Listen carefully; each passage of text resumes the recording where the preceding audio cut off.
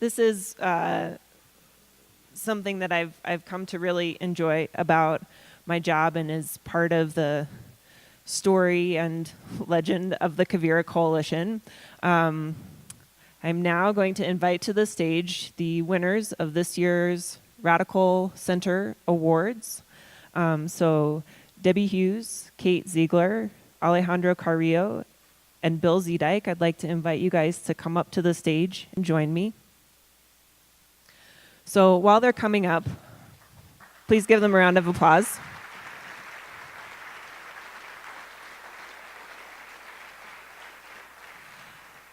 I'm just going to say a few words about this idea of the Radical Center. For those of you who have been members of the Quivira Coalition in our community, I know that there are a lot of you who've been very involved in this organization for a long time, much longer than I have been involved.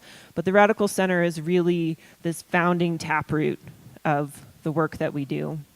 Quivira was founded by 2 members of the Sierra Club and a rancher who recognized that they had shared passion for the land, and that there was a real need to lead with that land and to figure out how they could prioritize that desire to see healthy, thriving ecology, watersheds, agriculture, all in the same space. And since the founding of Quivira in 1997 on that idea, I think that has been practiced in a lot of ways. And so this award is really about folks who are exemplary in exercising that kind of collaboration and working at the Radical Center. There's sort of 4 legs to the stool, as we say. And so these folks represent that: ranching, conservation, civil service, and research. And so I'm not going to talk a ton about that, but I am going to invite these folks to introduce themselves, and then to talk about how their work embodies the Radical Center. So I will say who won which award. We are awarding Alejandro Carrillo our Radical Center Award in Ranching this year.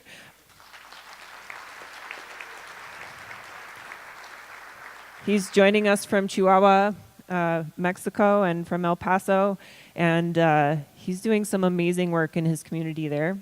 Bill Zeedyk, I consider to be one of the founding fathers of Quivira and has been a real inspiration to me. He has touched, I would say, probably millions of acres, both with his hands, walking, and with his ideas, and has really had an amazing impact in terms of low-tech, significant erosion control techniques. Debbie Hughes is the director of the New Mexico Association of Conservation Districts, and she has brought millions of dollars into our state to heal our watersheds, and to help keep ranches viable. And so I'm grateful for her, and she is our civil service. Bill is our conservation awardee, and Kate Zeigler is our winner in the area of research. She is a geologist, and she works with water and has really made a profound impact in understanding how our aquifers do or do not recharge, and helping ranchers really think through some really long-term strategies around water and what that recharge or lack of recharge really means for ranching operations. So I'm going to let them talk more about that. I'm going to sit down. I'm going to pass the microphone to Kate and ask her to introduce herself and talk a little bit about her work. So first, I'd like to say that I'm truly honored to be here on this stage with these other folks. I came to ag a little late in life, like some of the other folks who were just on the panel before us. I'm a geologist. I came from the academic realm, and realized pretty quickly I'm probably a little too blunt to do well in academia. And so as I transitioned out of graduate school, I started doing consulting geology for our state survey program, which runs an amazing aquifer mapping program. And in the course of working with them, found a way to integrate what they do into agricultural communities. And I began by working with a tiny little soil and water conservation district in the far northeast corner of this state, in Union County, which is now my second home. And I've worked up there for going on 9 years now, working with their soil and water district, who built their own water monitoring program. And I was brought in to help them understand the geology. And so my subdiscipline of geology is I'm a stratigrapher. And stratigraphers tell the story of the earth in the layers of the rocks. And our water is a part of that story. And so I'm putting in the story of the water into the story of the planet as I know it. And then I share that with my farmers and ranchers so that they learn what I know. And then they learn how to go forward with that information. So for almost 9 years now, we've fought this battle in Union County. We've seen some heartbreak, but we've also seen some really cool adaptations in crop management and range management that's resulted in conservation of groundwater. From that, we saw other soil and water districts in northeast New Mexico say, hey, if they can do it, we can do it. And so now we work with 7 counties in New Mexico, 2 in Colorado, and 1 in Oklahoma. And we're building the same projects everywhere, the same data sets, and partnering my team, who are all trained geoscientists, with farmers and ranchers. So they're earning their junior geologist badges, and my team is earning our junior farmer and rancher badges. And so what we're trying to do is find a way to teach what we know to y'all, and for y'all to teach us what you know, so that we tell the story of the aquifers properly. And therefore that management can grow from that story in a better way, instead of just hoping that your well doesn't go dry next year. Well, let's figure out what's going to happen. And then let's either make an exit strategy, if that's the heartbreaking way we have to go, or let's make the 7-generation plan if that's what we have available. So as other people have said, I could talk all day. We'll stop there. I also want to start with thanking the Quivira Coalition, and I'm also very honored. I live on a ranch in southeastern New Mexico that is 70 miles from the nearest town, which is Carlsbad. My son and I raised 3 sons there who are all now grown. Now I have grandchildren, and luckily I'm getting to continue with one of my sons and 3 of the grandchildren on the ranch. But unbeknownst to me, one day a USDA vehicle drives up at the ranch. I believe it was probably in April because we were shearing sheep. And cold and windy and, nasty, of course.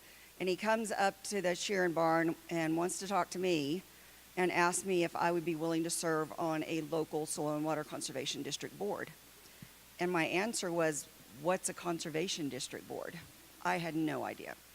And I did. I guess they had heard I was some kind of activist or something, I don't know, but for farmers and ranchers. And so I spent 10 years, I was a lot of the age of a lot of you in the audience when I first started.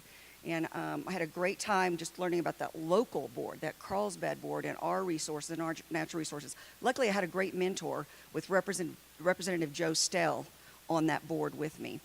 And the great advantage to that was, as I became executive director of the New Mexico Association of Conservation Districts almost 24 years ago, that I was able to learn a lot about water law, water policy, funding, and from that, we've been very, very effective in bringing a lot of money and resources to New Mexico through the local conservation districts, who, at this point, I consider the radical center, and a lot of you probably still consider them all agriculture, but you need to take a look at our conservation district boards, because probably less than half are ag producers anymore.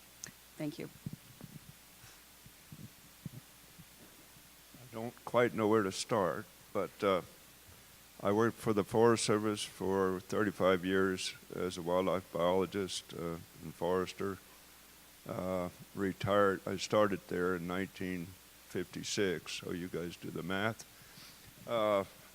I retired in 1990 with my late wife, Jean. We took a trip around the world for a year, enjoyed South Pacific and some of the ancient countries, Greece and Italy and Great Britain, and came home and painted the house and started welding sticks, and I started taking medicine for depression. And one day I said, "The heck with this, I'm going back to work." And but I'm going to work for myself, and I'm concerned about management of lands and wetlands in the Southwest, and I may have something to contribute. So that's how I got involved. And some of the folks that have helped me a lot to expand my thinking and my ideas have certainly been the Quivira Coalition. I was early on with Quivira, the Albuquerque Wildlife Federation, which was founded in 1914 by Aldo Leopold, right here in Albuquerque, 104 years ago now. And it still exists, and it does a lot of work on the ground for restoration of damaged streams and wetlands and conservation of wildlife. And that's been a key group to work with and help give me the opportunity, along with Quivira, to develop new techniques. I like to concentrate on simple, basic handmade treatments, because we've got a lot of people that have got time and energy and the dedication to use their time to promote conservation and restoration of eroded landforms. And today's vision of climate change, pretty scary to me. Read the statistics. We may not have very much longer left. And if we use the ability of the radical center to restore land so we stabilize carbon, restore carbon to the soils, grazing is one of our best opportunities to secrete or store carbon. Wetlands, we can add many pounds per square foot in a short time. So if we did everything possible, we could at least have a positive input on changing the trend on carbon. So there's lots of opportunities, not just water, but wildlife habitat, carbon sequestration, raising water back in the shallow water tables to keep our creeks flowing longer. There's many, many things we can do. We can use handmade structures to make that happen. I'll try to concentrate on that. Thank you.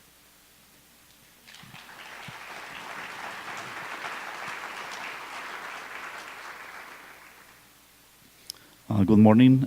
Thank you, sir, for considering me as part of this nice group. It's an honor to be here. To let you a little bit know, I was in the IT industry before. So I was recently living in Florida, in Miami, and my father turned 70. So he did a trip to Miami to talk to me and invited me to join the ranch. So I was actually waiting for that moment. So I said, yeah, I go back to the ranch. So I joined the ranch, and I did 2-3 years of traditional ranching with all this suffering that comes from traditional ranching, constant drought and things like that we know. So we decided to change gears and get into the energy business. But not the traditional energy business, it's really the solar business. So we maximize the solar energy. We stopped fighting nature and started working in sync with nature. and get all the benefits of holistic management. I was very lucky to have a couple of mentors that were old-timer holistic managers that were part of the HMI board. They also in Chihuahua. So we live in El Paso, but the ranch is nested in the Chihuahuan desert. We got 10 inches of rainfall per year. And well, we have got all the benefits, but I think for me the major benefit is that my father is 85 years old. He has seen all the changes. He's very excited, and now he's telling me, you know, I want to live over 100 years because I want to see the finish of this story. The only issue is that he cannot really get enough sleep sometimes because he's thinking about where to put the next fence at the ranch. So, thank you.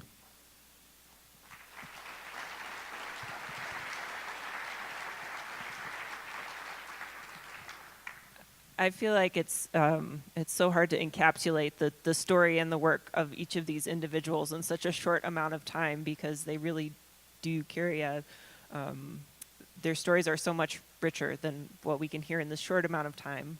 But the next thing that I asked them to talk about was just how they see their work happening in the Radical Center, and if they could share a specific story or two to demonstrate how their work plays out in this space where collaboration, working with people who you may not agree with, plays out or has played out recently.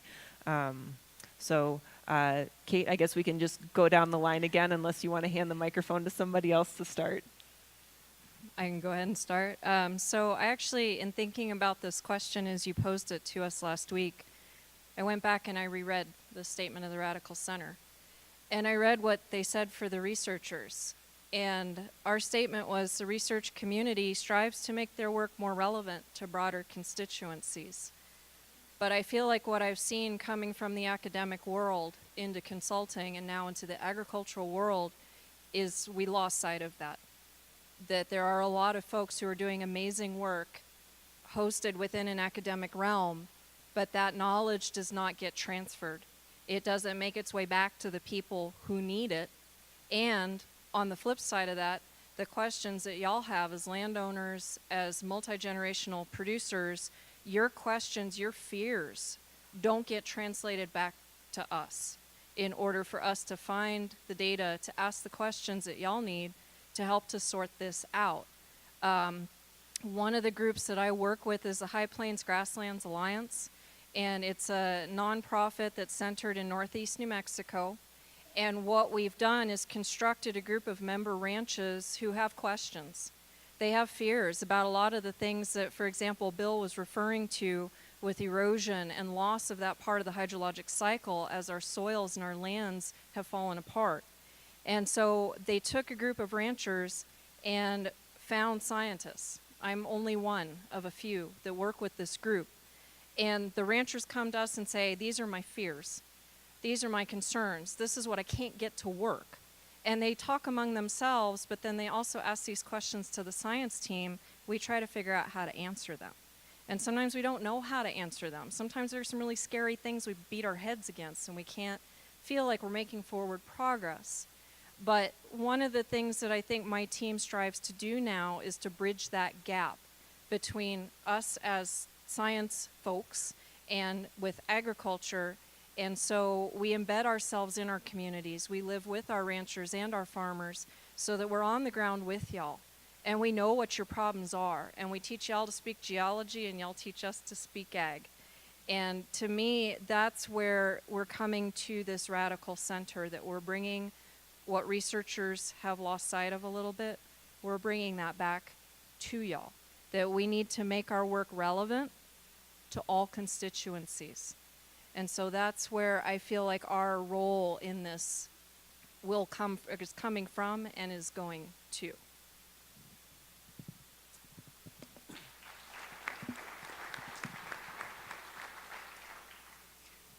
Well, the soil and water conservation districts are doing so much that it's kind of hard for me to even know where to start.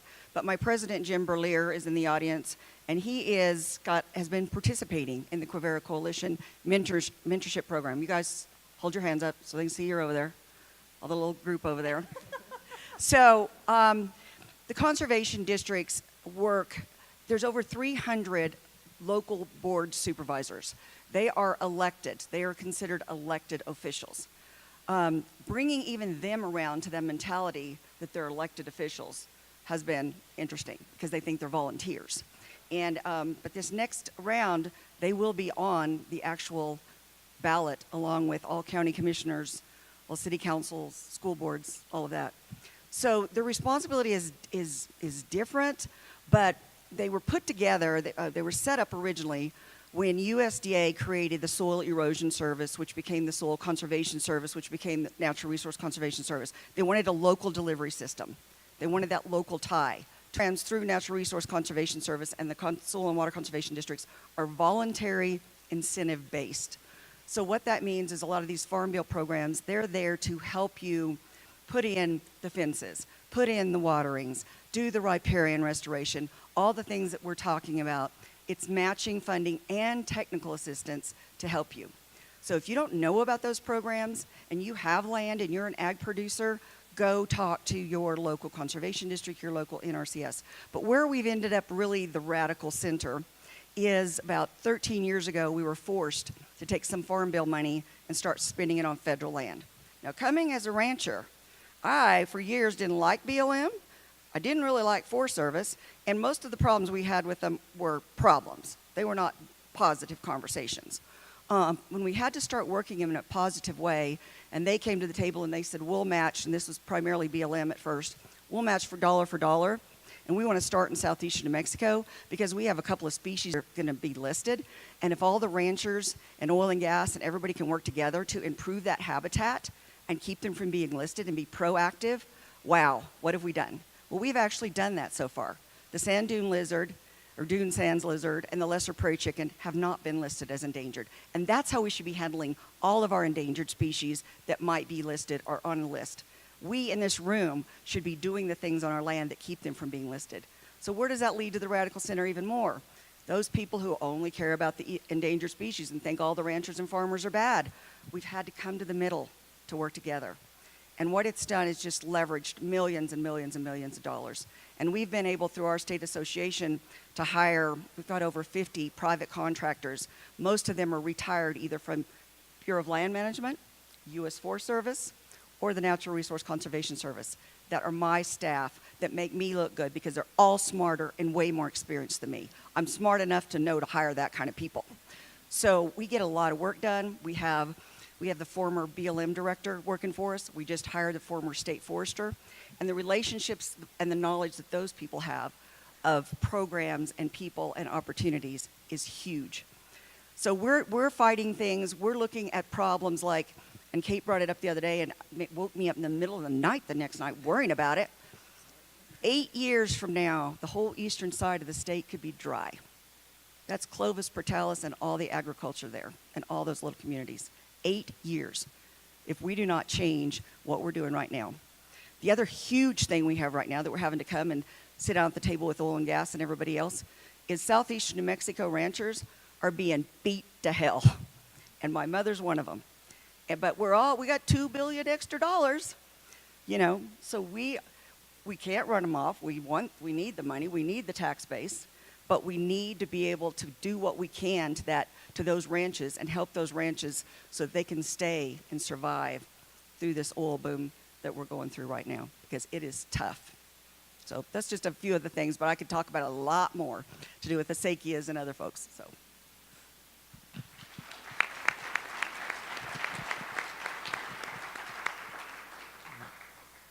Thank you, Debbie. A lot of my work has been with the Soil and Conservation District, especially the Tierra y Montes Soil and Water Conservation District out of our San Miguel County in New Mexico. And we've one by one treated ranch after ranch on the ground to try to restabilize the riparian areas and save water in valley bottom soils and so forth. So, as far as what projects I might discuss here as a favorite, it's kind of hard to come up with a favorite. I've done over 300 projects in the last 22 years, and each of those has led to learning more and developing new techniques and meeting new people, and that's all been very fulfilling and rewarding to me. One of the first places I worked was in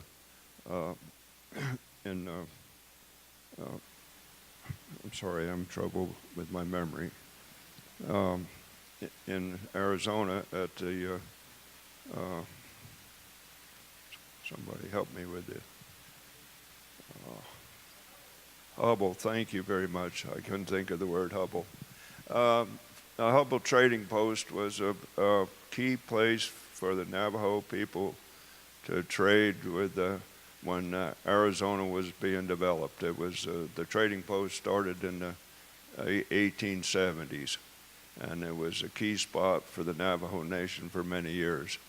And the channel over time, because many people camped there, the stream down cut and made a gully, and then in the interest of restoration in the early 1980s, it was straightened, and a dam was put in using standard techniques of the time to stabilize that wetland.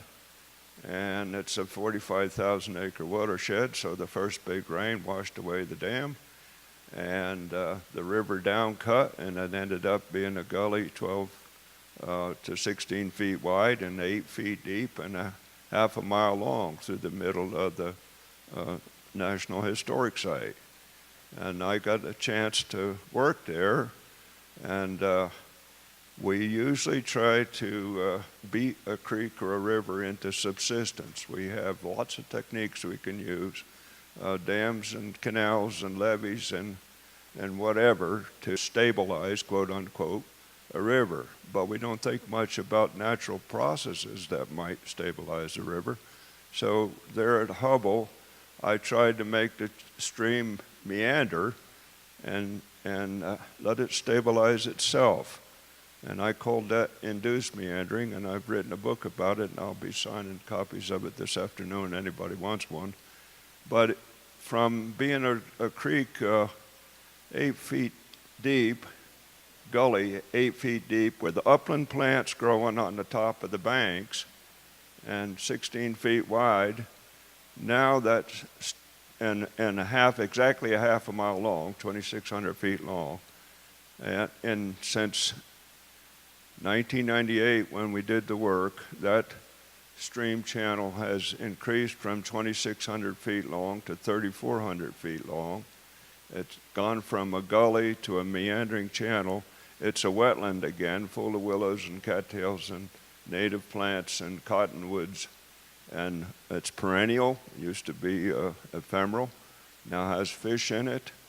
And that's 1998 to 2018. So 20 years, a lot of time.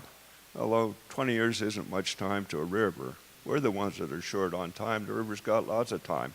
All we got to do is point it in the right direction. It'll restore itself. So Hubble's one of my favorite places.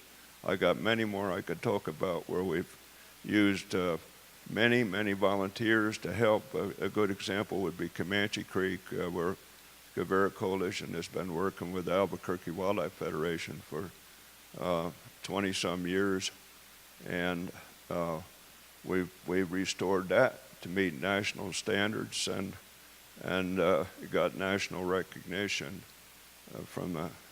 on that. So we need to learn to think in terms of time and not want everything in the instant, and that's key for our generations. Is we want instant results. The stream doesn't work that way. We just have to start it in the right direction.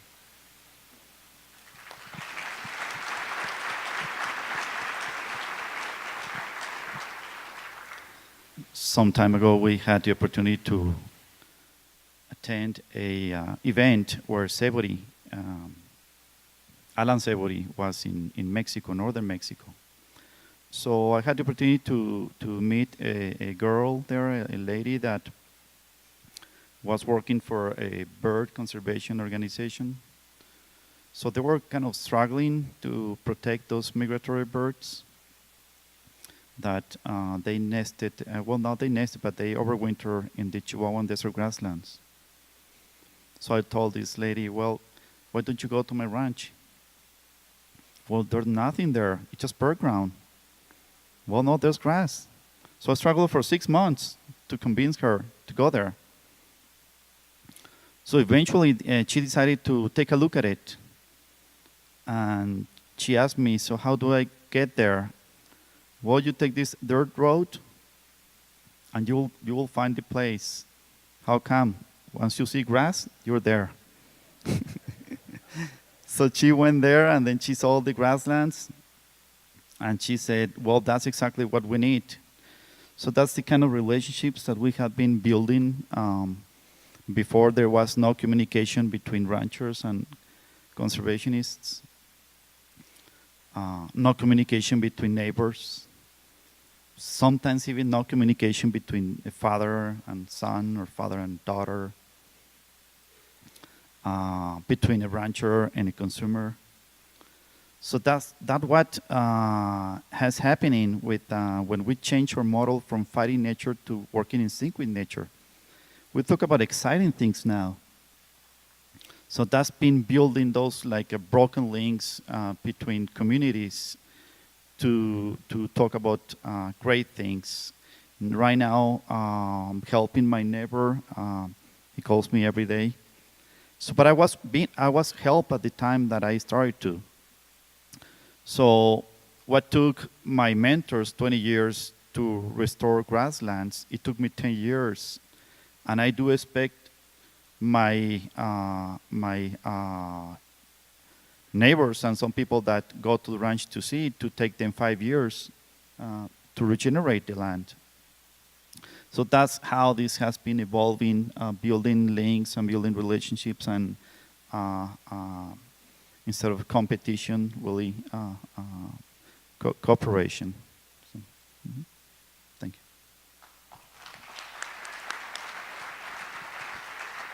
Thank you.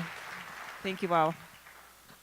The next thing that I want to do is I want to have a few minutes for you all to ask them a couple of questions, and I think that that's really what we have time for, is maybe 2 questions, and then I'm going to ask them one final question for myself, and then I will give them each one of these beautiful awards before we break for lunch. But so I want to put it to you all. What questions do you have for these folks about their work?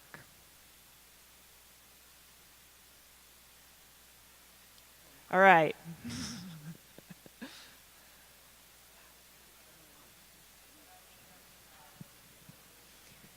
First of all, thank you very much for all your work. I'm variably knowledgeable about what you did, and I'm just so grateful for what you have collectively done. 20 years ago, when the Radical Center, or maybe 19, came up as a concept, it came at the heels of major conflict in New Mexico over access to land and not understanding each other about how we should talk to each other to find solutions. It was not only New Mexico, it was emblematic for problems throughout the Southwest.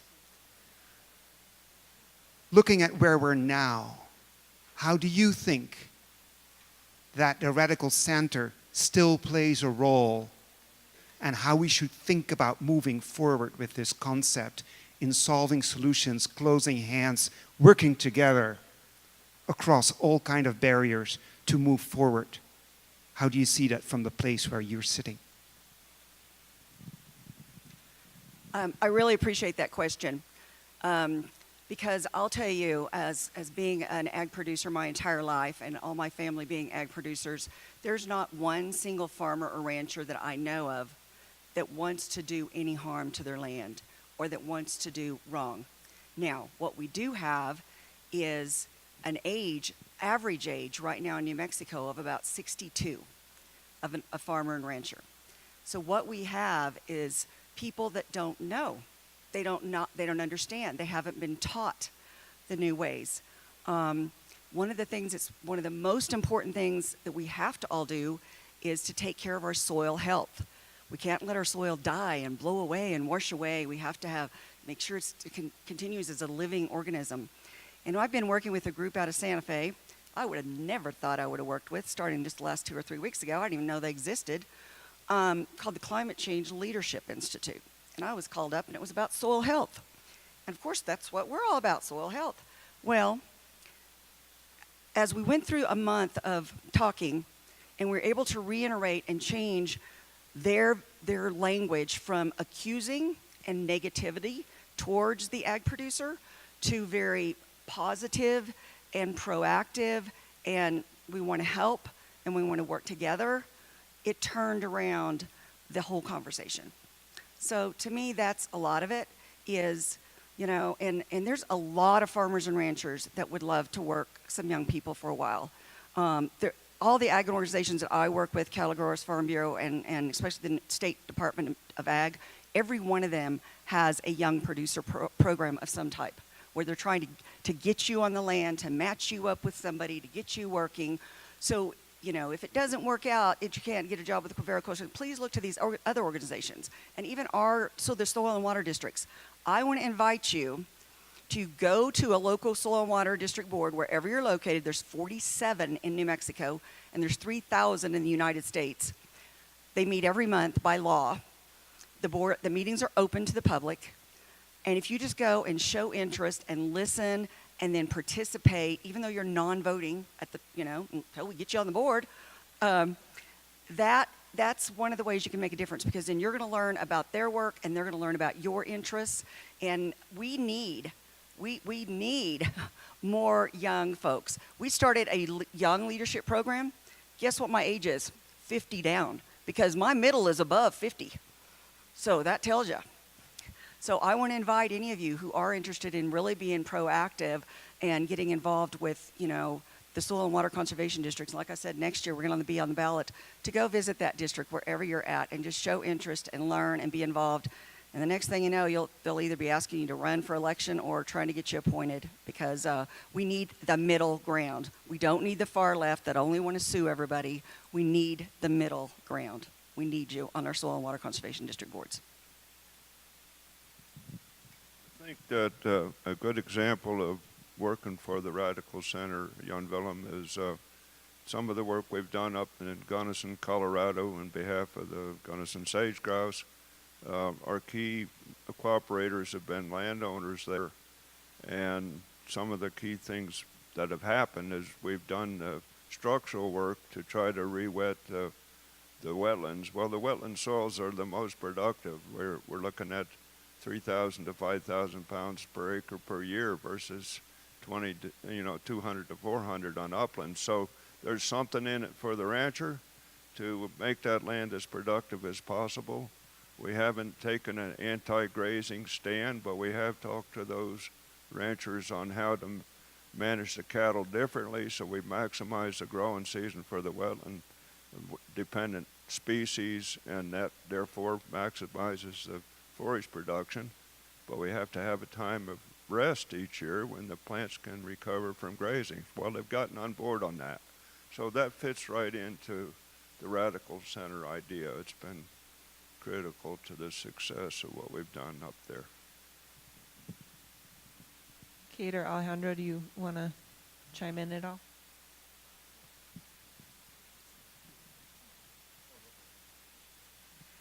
So I would suggest continuing to build these partnerships. To tell y'all a little story, when I started working in Union County, there are only 2 areas of center pivot irrigation in the whole county, and it's controlled by the geology, which is an interesting phenomenon.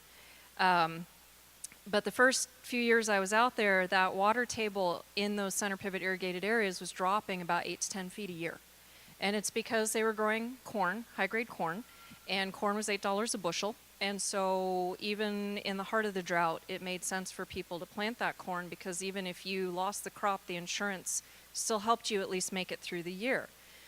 So about the time that we hit the 2012 drought, which in Union County at least was actually worse than the Dust Bowl, we also came up with a lot of the data that told them that those wells were not receiving modern recharge. And so we shared that information with those farmers. And I would suggest that there will be bad news, but don't be afraid of it, okay? This is where ingenuity comes from, is that crisis.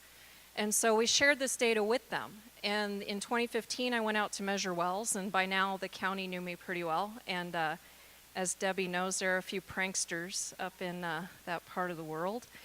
And I went to measure wells, and all of a sudden, most of those wells were dropping maybe less than a foot a year. I was like, all right, somebody saw me coming, and they're dumping water down the well holes ahead of me, okay? Because that's the kind of stuff that goes on out there. And I drive probably the only Subaru in Union County, so they can see me coming for 10 miles, right? So I start asking around, what the heck happened? Y'all just, something tremendous just happened here, and the geology does not really allow for that water table to have spontaneously recovered. And it turned out on their own, as a community, the Sedan farmers had completely changed their cropping management, and we saw that reflected in the data. And part of it was having some really, really bad news. I watched farmers break down in tears when we were given the bad news about their recharge, but from that came forward progress and creativity. And so I would suggest that's where we have to go from there. Well, not exactly related to the question, but this is for my fellow ranchers. Back in 2004, I attended a class from Bud Williams, the late Bud Williams. And one of the words that really grabbed my attention is believe and you will. So believe that kind of crazy things, but that we have seen in our ranches down there in Chihuahua. Believe that it will be a moment where you won't be able to find your cows because they would get lost in the tall grasses. Even if you don't see them today, but they're there. I mean, the seed is there. Believe that you will have green grasses year-round with 6 inches of rain, and your cows will be in good body condition with no inputs. This is what we do right now in our ranches. So there are so many wonderful things that could happen here. It's just that we need to believe because, well, believe that you can increase like 4 or 5 times the current rate of your ranches also without additional inputs or additional people. So those are the kind of things that are really wonderful things that we want to share with you. Well, this is just some kind of encouragement words for you to keep working and believing. I do remember when we started, we say, okay, well, we may increase by twice the current capacity. So we put like 1.5 inch pipeline. Then we reach that one, and then, oh, well, then we need to put 2-inch pipeline. And then we reach already that one, like we're like 4 times. And then we know that we can go to 8 times the current carrying capacity. So we're now working towards a 3-inch pipeline. So it's hard to believe how far you can go with this holistic management, but it could happen, and it will happen. So thank you. Thank you all so much. I know that I said 2 questions, but I'm going to limit it to 1, and I'm also going to thank Jan Willem for asking what was my final question. So what I'd like to do is hand out these awards, and I'm just going to show you all one of them, and then I will hand them to these folks. So we have these really lovely awards that have the statement of the Radical Center on them with each of our recipients' names. They were handmade by some folks in Santa Fe for us. And so, Bill, thank you so much for all of your work.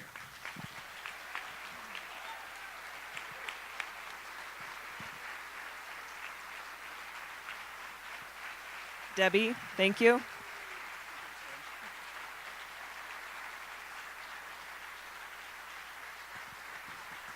Alejandro. Thank you.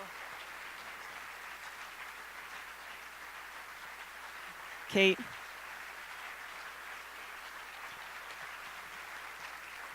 So now I'm going to do one other thing. You guys can stay standing if you want to, but I'm going to invite another important group of people to the stage. So I'm going to ask you guys to step off the stage, and I'm going to ask all of our new agrarian apprentices to step onto stage.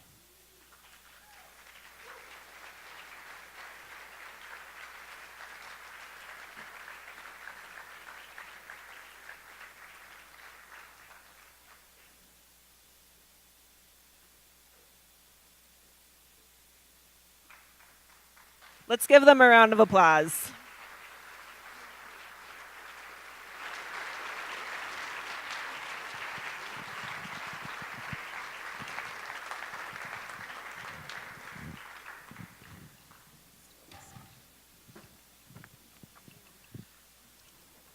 So as somebody who went through an apprenticeship myself, I know the incredible debt of gratitude that I owe my mentors. And I also know as a previous mentor, I also know the incredible pride that comes from seeing the people that I've had the opportunity to work with in their first steps towards being agrarians, continue to take their next steps. And so I'm really, really excited to introduce the class of 2018. And we have little diplomas. So I'm going to call you up one by one. Kate Clyett.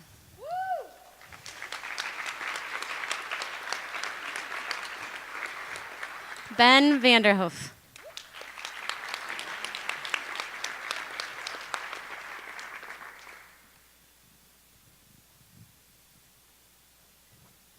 Daniel Cleveland.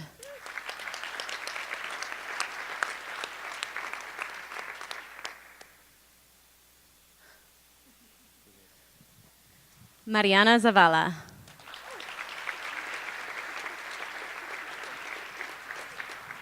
Morgan Atkinson.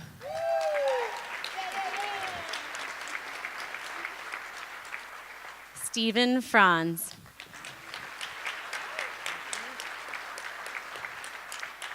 Taryn Dixon.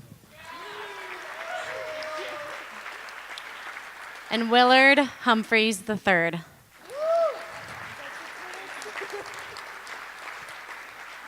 So the other folks I want to honor at the moment is if any of the NAP mentors could stand up. None of these folks would be standing on the stage without the incredible amount of patience, dedication, and time that these folks put in. So, and I want to welcome all of you to this community. I know that for so many of the folks here, they at some point took this step as an apprentice, and I feel like I will say that I know that all of these people would be happy to be mentors to you in some form or fashion as we move forward in this movement. So, welcome to your community.